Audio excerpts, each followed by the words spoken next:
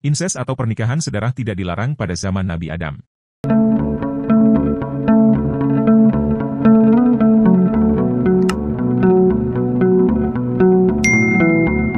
Inses berasal dari kata lain cestus yang berarti murni, incesus berarti tidak murni. Inses adalah hubungan badan atau hubungan seksual yang terjadi antara dua orang yang mempunyai ikatan pertalian darah atau istilah genetiknya inbreeding. Secara ringkas inses adalah hubungan seksual yang terjadi antar anggota keluarga, atau disebut juga dengan hubungan sumbang. Inses juga sering diartikan sebagai hubungan seksual yang terlarang antara kerabat dekat. Misalnya, ayah dengan anak, ibu dengan anak, kakek dengan cucu, kakak dengan adik. Inses haram hukumnya dalam Islam. Sebagaimana firman Allah Subhanahu wa Ta'ala dalam Al-Quran Surat An-Nisa ayat 23. Yang artinya, diharamkan atas kamu, mengawini, ibu-ibumu, anak-anakmu yang perempuan, saudara-saudaramu yang perempuan, saudara-saudara bapakmu yang perempuan, saudara-saudara ibumu yang perempuan, anak-anak perempuan dari saudara-saudaramu yang laki-laki, anak-anak perempuan dari saudara-saudaramu yang perempuan, ibu-ibumu yang menyusui kamu, saudara perempuan sepersusuan, ibu-ibu istrimu, mertua, anak-anak istrimu yang dalam pemeliharaanmu dari istri yang telah kamu campuri, tetapi jika kamu belum campur dengan istrimu itu, dan sudah kamu ceraikan, maka tidak berdosa kamu mengawininya, dan diharamkan bagimu, istri-istri anak kandungmu, menantu, dan menghimpunkan, dalam perkawinan, dua perempuan yang bersaudara, kecuali yang telah terjadi pada masa lampau, sesungguhnya Allah Maha Pengampun lagi Maha Penyayang. Akan tetapi pada zaman Nabi Adam alaihissalam, perkawinan sedarah belum dilarang. Justru Allah memerintahkan Nabi Adam menikahkan anak-anaknya yang satu dengan yang lain. Hal ini bertujuan memperbanyak keturunan. Dalam tafsir Al-Mizan, At-Tabatabai menjelaskan bahwa pada waktu itu karena hukum larangan pernikahan saudara-saudara atau kandung belum diturunkan, mau tak mau pernikahan dilakukan sesama saudara. Generasi manusia tidak dapat dipertahankan dan lestari kecuali melalui jalan ini.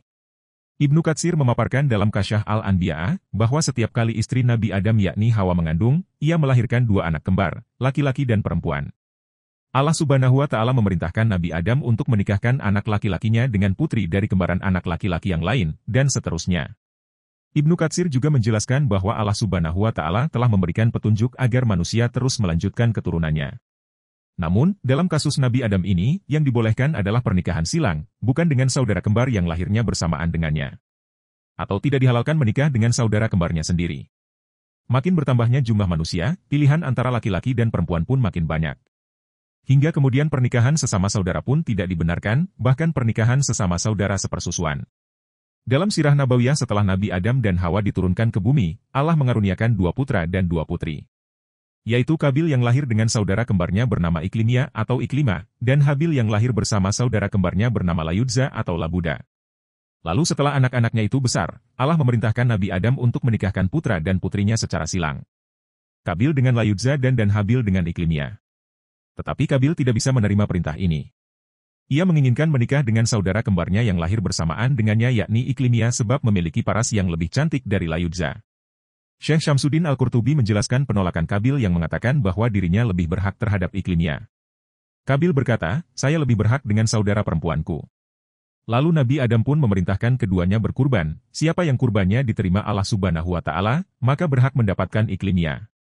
Syekh Wahbah Az-Zuhaili dalam Fiqhul Islami wa Adilatuh menjelaskan Kabil yang seorang petani mengorbankan hasil panennya yang paling jelek dan buruk. Sedangkan Habil yang seorang peternak mengorbankan kambing terbaiknya. Alhasil kurban Habil pun yang diterima Allah Subhanahu wa Ta'ala. Kabil pun semakin membenci Habil hingga kemudian berencana membunuhnya.